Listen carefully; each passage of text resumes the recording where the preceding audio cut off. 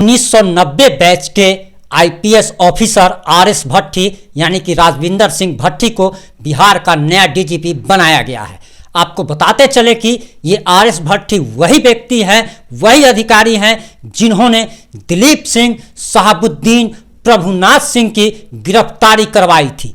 ये वो कड़क ऑफिसर रहे हैं जिन्होंने बड़े बड़े राजनेता के दबाव में झुकने का काम नहीं किया और चाहे जो भी अपराधी रहे हो, अपराधी प्रवृत्ति के व्यक्ति रहे हो, चाहे उनकी राजनीतिक पहुंच कुछ भी हो, उसको गिरफ्तार करने का दमखम अगर किसी अधिकारी ने दिखाया है तो उसमें सबसे पहला नाम आरएस भट्टी का आता है। आप जानते होंगे कि सिवान में ही नहीं पूरे बिहार में जब लालू प्रसाद यादव का शासन था उस समय शहाबुद्दीन की तूती बोला करती थी। शहाबुद्दीन के डर से कोई चू तक नहीं बोलता था और जब शहाबुद्दीन का काफिला जब गुजरता था तो लाल बत्ती हो या कोई बत्ती हो, किसी बत्ती पर उनकी गाड़ी नहीं रुकती थी और उनकी गाड़ी काफिला को रास्ता दिया जाता था। उसी शहाबुद्दीन की गिरफ्तारी आरएस भट्टी ने कराई थी। प्रभुनाथ सिंह एक बहुत बड़ा नाम जो कि अभी जेल में बंद है और पूर्व सांसद भी रह चुके हैं, उनकी भी गिरफ्तारी आरएस भट्टी ने कराई थी।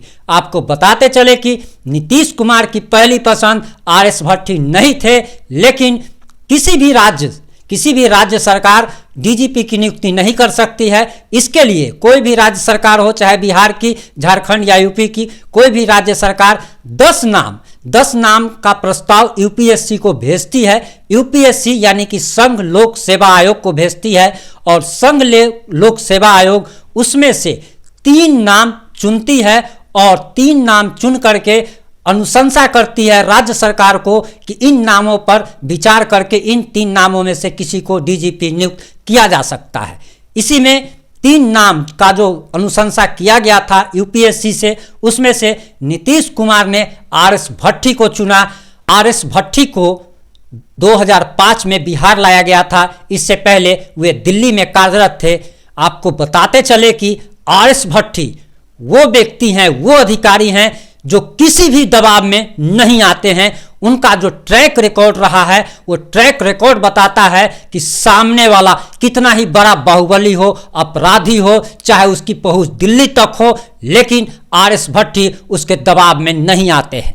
आपको बताते चले कि संघ लोक सेवा आयोग ने उनके नाम की अनुशंसा की है, जिसके बाद मुख्यमंत्री नीतीश कुमार ने आरएस भट्टी को बिहार का नया डीजीपी नियुक्त किया है। बिहार में अभी कानून व्यवस्था की जो स्थिति है वो काफ़ी चरमरा सी गई है और अभी आपने सुना होगा कि कुछ दिन पहले कटिहार में ही जो घटना हुई है या भागलपुर में या कहीं पे भी अभी बिहार में बालू और दारू माफिया, शराब माफिया कोहराम मचाए हुए हैं। सारण छपरा में भी लगभग 100 से ज़्यादा लोगों की मौत हो चुकी है और हर एक घंटे कहीं से बैंक लूट की, कहीं से मर्डर की खबरें आती रहती है।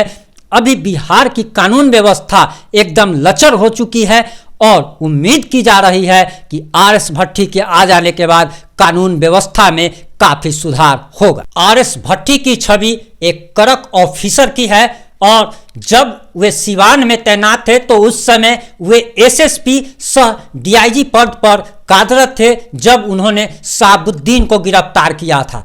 शहाबुद्दीन को गिरफ्तार उन्होंने दिल्ली से किया था और उनकी सूझबूझ के कारण ही बहुत बड़ा हंगामा होने से बच गया था, क्योंकि पहले शहाबुद्दीन को सड़क मार्ग से लाने की बात हो रही थी, लेकिन आरएस भट्टी उन्हें हेलीकॉप्टर से लेकर के आए और गुप्त योजना बना करके लाए ताकि शहाबुद्दीन के समर्थक किसी प्रकार का हो हंगामा नहीं कर पाए।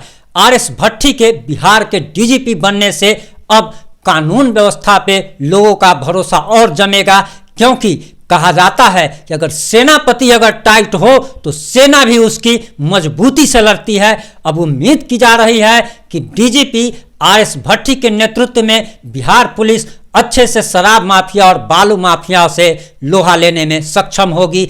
अभी गैंगवार भी कटिहार में जो हुआ है उसमें भी लगभग 5 लोगों की मौत हो गई थी। उसके बाद बिहार में एक जातीय दंगा भड़काने का भी काम किया जा रहा था नेताओं द्वारा और माहौल खराब करने की जो कोशिश की जा रही थी। उसके बाद बिहार के डीजीपी के रूप में आरएस भट्टी का आना एक शुभ संकेत देता है। वीडियो को शेयर कर हमारे फेसबुक पेज को लाइक करना एवं यूट्यूब चैनल को सब्सक्राइब कर बेल आइकन दबाना ना भूलें। जय हिंद, जय भारत।